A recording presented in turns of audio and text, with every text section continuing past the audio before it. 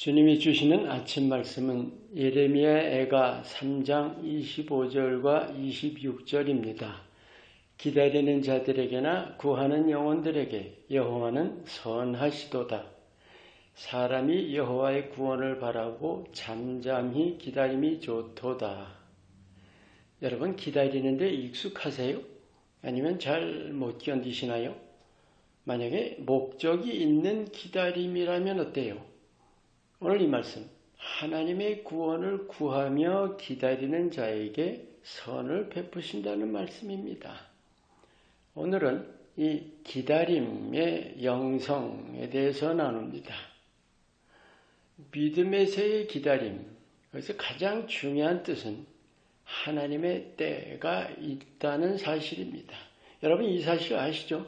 그런데 하나님의 때라는 게 왜 있는지는 아시나요? 무엇보다 먼저 알아야 할 것은 시간은 하나님이 두신 거예요.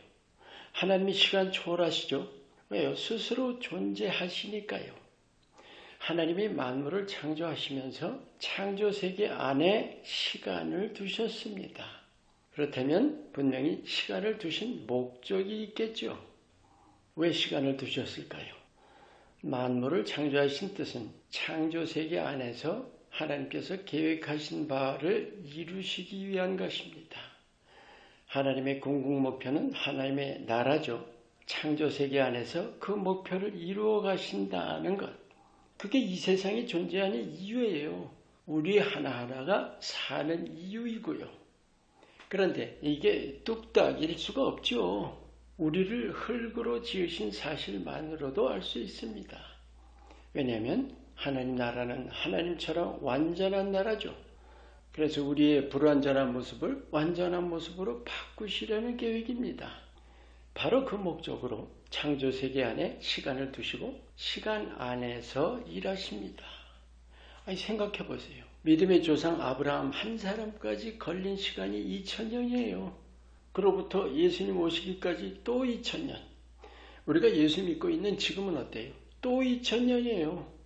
시간을 초월하신 하나님께서 스스로 시간 안에 들어오셔서 수천 년을 기다리시면서 일하십니다. 우리가 그 사실을 깨우친다면 우리 편에서 어떻게 해야 될까요? 잠잠히 기다려야 합니다. 기다릴 뿐입니다. 이 믿음에서의 기다림에서 하나님의 때가 있다는 것 외에 또 다른 중요한 뜻이 있습니다. 하나님에 대한 신뢰라는 점입니다. 믿음은 물론 하나님에 대한 신뢰죠. 그런데 그 신뢰를 우리가 실제 삶에서 드러내 보이는 일이 필수입니다. 맡기는 것, 믿음을 행사하는 것, 담대함, 여러 가지가 있죠. 그런데 이 기다림이라는 게 결코 빠질 수 없는 신뢰의 요소입니다. 여러분, 불신이라는 것은 맡기지 않는 것이고 행함이 없는 믿음도 불신이죠. 또 두려워하면서 평안을 누리지 못하는 것도 불신입니다. 마찬가지로 초조해하면서 조급해하는 모습도 불신입니다. 사람은 시간에 매여 사니까 시간이 중요한 팩터이죠. 그래서 믿음의 일을 대하는 때도 시간을 따지기가 쉽습니다.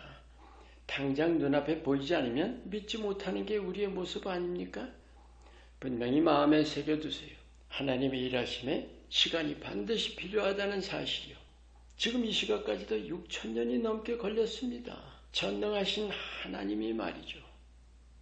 믿음은 신뢰이고 그 신뢰의 중요한 요소가 기다림입니다. 하나님은 우리의 신뢰를 보십니다.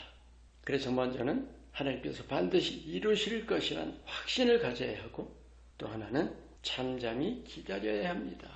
오늘 이 말씀, 기다리는 자에게나 구하는 영혼에게 하나님께서 선하시다. 이 구한다는 것이 찾는다는 뜻입니다.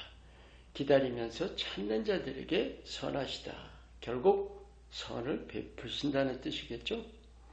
우리 믿음의 삶에서 필요한 게 한마디로 해서 바로 이거 아닙니까? 또 후반절에 보시면 사람이 여호와의 구원을 바라고 잠잠히 기다림이 좋도다. 여기서 구원이 뭘까요? 이 예레미야 애가는 유다의 멸망에 대한 아픔과 슬픔을 기록하고 있습니다. 그러면서도 소망을 기록하지요. 어떤 소망이요? 멸망에서의 회복입니다. 그렇다면 완전한 멸망이 아니죠. 진창에 빠진 데서 건짐받는 것 같은 거예요. 이건 우리가 아는 영생을 얻는 구원이기보다 우리가 삶에서 겪는 모든 어려움, 고난, 실패에서의 구원입니다.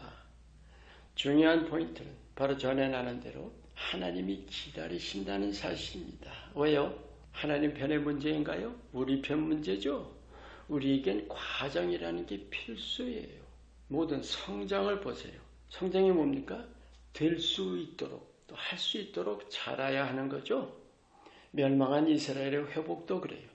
바벨론 강변에서 통곡하며 회개하며 그리고 그 회개가 쌓이면서 하나님을 거역했던 죄가 씻겨지고 그래서 하나님의 백성답게 변화하는 것입니다. 우리 믿음의 삶이 바로 그거예요. 수많은 고난과 역경과 넘어짐과 실패를 거치면서 새로워지는 것입니다.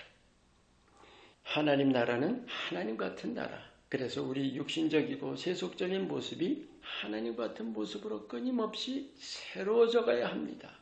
그래야 구원에 이릅니다. 그 자라감을 위해서 하나님을 신뢰하며 잠잠히 기다림이 필수입니다. 삶의 모든 일을 믿음의 눈으로 보면서 우리를 날마다 새롭게 하시는 주님의 손길을 신뢰하며 어떤 어려움에도 예수님만 바라보시고 하나님의 때를 잠잠히 기다리시기를 축원합니다. 기도합니다. 좋으신 하나님을 선포합니다. 내 삶 속에서 하나님의 일하심을 온전히 신뢰하게 하시고 하나님께서 좋은 일들을 넉넉히 이루어 주시옵소서. 예수 이름으로 기도합니다. 아멘.